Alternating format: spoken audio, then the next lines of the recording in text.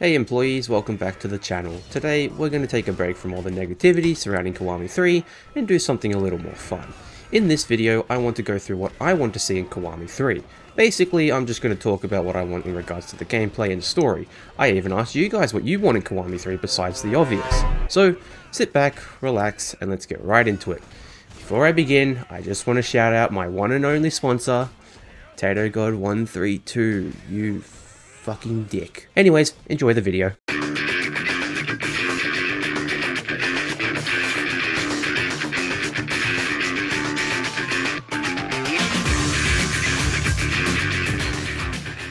Let's talk about combat first. If you're unaware, Kiryu has two styles in Kiwami 3. First is his regular Dragon of Dojima style he's had in every single Dragon Engine game. But can you spot the difference between them? Yes, that's right. It actually looks like RGG decided to merge the old Dragon of Dojima style from the old engine games with the new one from the Dragon Engine games. Now, do I want anything specific for this style? Well, unfortunately, it looks like bounding throws are locked to Dragon Boost, which we all know is just Extreme Heat Mode, and Dragon Spirit from 5 in a trench coat. Which kinda sucks, because the more Dragon Engine games we've gotten, bounding throws have become less and less useful thanks to the way they're handled. If you don't know, using a bounding throw and during the animation the enemy hits the wall, Kiryu will drop them and no damage will be taken. Fortunately, it seems they've gone back to the old bounding throws.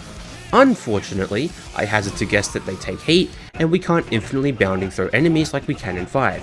Can you tell what I've been doing ever since I finished 4? Honestly, the new Dragon of Dojima style is looking really solid in my eyes, even with the 2 extra finishing moves during the 4th rush combo that are basically Agent's Extreme Heat finishes from the Kiryu's Gaiden. Now, onto the new style, that being Ryuku style, which sees Kiryu wielding all sorts of Okinawan weapons like oars, nunchaku, tonfas, sais, kamas, and probably many others. What do I want for this style? Well, probably just me, but similar to Ishin, you can acquire different types of swords with increased damage and specific attributes. All I'm saying is, I'm not sure if Kamiyama is in this game. If he is, since it looks like Ryuku style is weapon based, make it so we can craft different types of oars, nunchaku, tonfas, what have you. Have them deal more damage, have special effects like increased chance to stun, etc.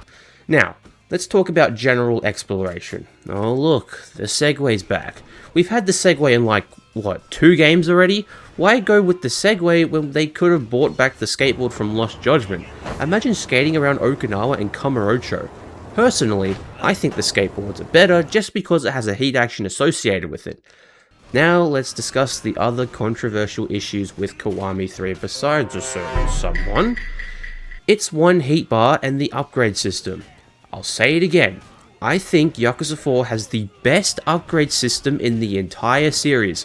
Having a level system and being able to allocate the soul orbs you get from leveling up to any specific ability you want is really good. Honestly, every upgrade system since 4 has been a bit of a downgrade. 5 still has the soul orbs, but it's like Yakuza 3's upgrade system where you have a set path of upgrades instead of being able to freely choose them. Yakuza 0 has the money system, Kiwami has XP, but you have limited choices, and so on. Again, for the next Brawler game, they should do an enhanced version of 4's system, which honestly, I can't think of anything that would make that system better. If you can, comment down below. From what I've seen, looks like Kiwami 3 is going down the skill tree route, which I'm okay with, but it will never be as good as Yakuza 4's upgrade system. Hey employees, Editor Tybell here. I just realized while editing this video that I didn't actually speak about the heat bar, even though I specifically pointed it out. So here's my official opinion on it, with just one word. Why? Why did we go from Yakuza 3's heat system, which was alright, it was terrible to get heat, but you could actually have multiple bars, to just one singular bar like Pirate Yakuza? Even though everyone hated the fact that we only had one heat bar in Pirate Yakuza. Just why? It's such a dumb decision, and I can already see them doing it with Kiwami 4. And I can already probably see them doing it with the next Gaiden game. Because I don't know why they don't want to go back to multiple heat bars. One singular heat bar is absolutely fucking terrible. That's all I'm going to say. What do I want in regards to Kiwami 3's story? I don't really know actually. I was never really a fan of 3's story. I get it, interacting with the kids definitely showcases Kiryu's ability to be a father to children that aren't his. But I felt the Yakuza portion took way too long to come to fruition. I mean, we all joke about Chapter 9 literally being called the plot, because all you do is sit in an office and listen to Tamiya yap about Black Monday and the resort deal. Which, yes, is really fucking funny.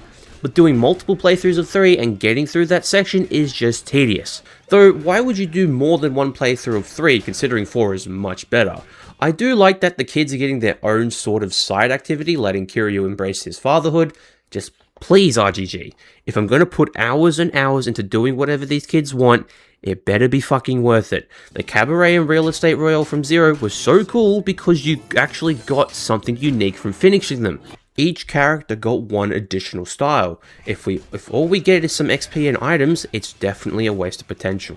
Now, this is where I would probably put the outro and end the video. Yeah, I know it's a short video, but I thought I'd do something a little different. I posted on my community tab asking you guys what you want in Kiwami 3.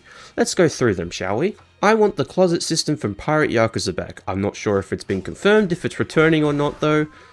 The closet system was pretty cool, though I never used it. I actually really liked Majima's standard Hawaiian and pirate outfit, but I can see the appeal of changing his clothes. For the question about it being confirmed, I'm pretty sure it's been confirmed that it will be in Kiwami 3, so it'll be fun dressing Kiryu and potentially Mine. I mean, just imagine the super hard-ass Yakuza like Mine wearing a funny hat.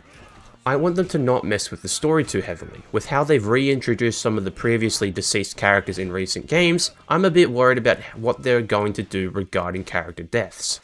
Actually, now that I think about it, now that we know that both Kashiwagi and Lau Ka Long survive, I do wonder if they'll change how they quote-unquote die. We do see the cutscene before Kashiwagi gets mowed down in the tease of Kiwami 3, so who knows, maybe they'll slightly change how certain characters die. Does Kashiwagi parry the bullets? Does Lau Ka Long just make his brain tiny so the bullet misses? Guess we'll have to find out. What I want: the old actors, a better dragon style, and being able to juggle bosses for more than 5 seconds. Well, unfortunately, I don't think we're getting the old actors back, considering even after the backlash from both the Western and Japanese fans, they still haven't replaced Kagawa or returned to the old Rikia model. But I can assure you, for us PC players, we'll have mods replacing both with their original actors a few days after the game comes out. In terms of a better style, I personally think the Dragon style looks sick. It took them 3 games to finally incorporate the old Dragon style into the new one, even adding the bounty throws I mentioned earlier. I don't really understand the issue with the Dragon style. I mean, I saw some people complaining about how they just tacked on Agent Styles' Extreme Heat mode rush combo into the end of Kiryu's finishes. I mean, come on people. They aren't called Ryu's Gakutoku for nothing. Now, in regards to juggling, I just want to put this out there. This is my opinion, and my opinion is, I don't really see the appeal of juggling. Yeah, I know, shocker. I actually really like the back and forth you have with thugs. You hit them, they hit you, you can counter them, they can counter you, they block, you block, and so on. Juggling kind of gets rid of that back and forth. Now I will admit, seeing people juggle enemies is cool, but it's just not for me personally. Bring back loser Kagawa boss fight, since they planned for a Hamazaki boss fight in the original, but it got cut. Keep Kamura Lullaby? Keep Kamura Lullaby the OG karaoke, make Rikia survive as it wouldn't affect the plot of the game nor the other games. Don't mess with the original soundtrack.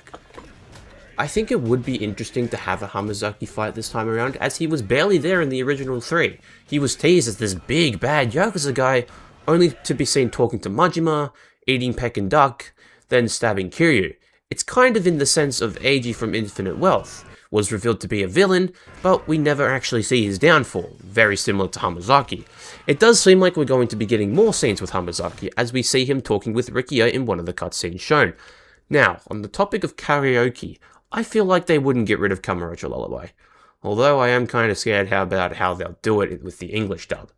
Can I briefly talk about how I hate how they've handled the karaoke of the English dub? I get it, Autotune didn't help a good majority of the songs from Infinite Wealth, but you didn't have to replace them. Now it just feels weird hearing Young say, "This is for you," only for it to be a completely different person singing. Not many people want to admit it, but his singing was really good in Gaiden. Like, really good. And though as cruel as it can be, the world can do a thing to me. Wherever the wind blows, I'm there for you. So there we stand, hand in hand. Maybe we never had it planned, but there's someone out there to trust, watching It just sucks that RGG saw the complaints about Infinite Wealth and never got him to sing again, because I'm sure without autotune, Young and Keiji would have done Judgment justice. At least we got Matthew Mercer karaoke. My true love, love, love, the one and only princess, loved with all my heart. I'm bound to you just like a plant is to the sun. I'd be left out to die without a trace of your sunlight. So please stay with me, I need you right by my side. Anyways, back to the comment, I feel like making Rikiya survive would drastically impact the story, as Rikiya's death was one of Kiryu's motivators for going after Mine, as he was working with Tomoshiro, who was the one to destroy his orphanage. So on top of the destruction of his orphanage, he has another motive for going after Mine thanks to Rikiya's death. A more expanded version of the minigame where you're playing baseball with the Morning Glory kids on the beach. I loved that. Also a mini pet sim thing with Mame. Also, I know someone else already mentioned it, but the outfit customization from Pirate Yakuza. But give it to both Kiryu and Mine because I want to give Mine a cool hat. Like I said earlier, I never really cared for the children, so this new children's side mode might make me get invested in them. As for Mame, yes! Give us a pet simulator for Mame, make us take him on walks, play fetch, teach him tricks, and so on. And like I mentioned earlier, wouldn't it be hilarious that a super hard-ass Yakuza like Mine fights thugs while wearing a funny hat? I want your mama.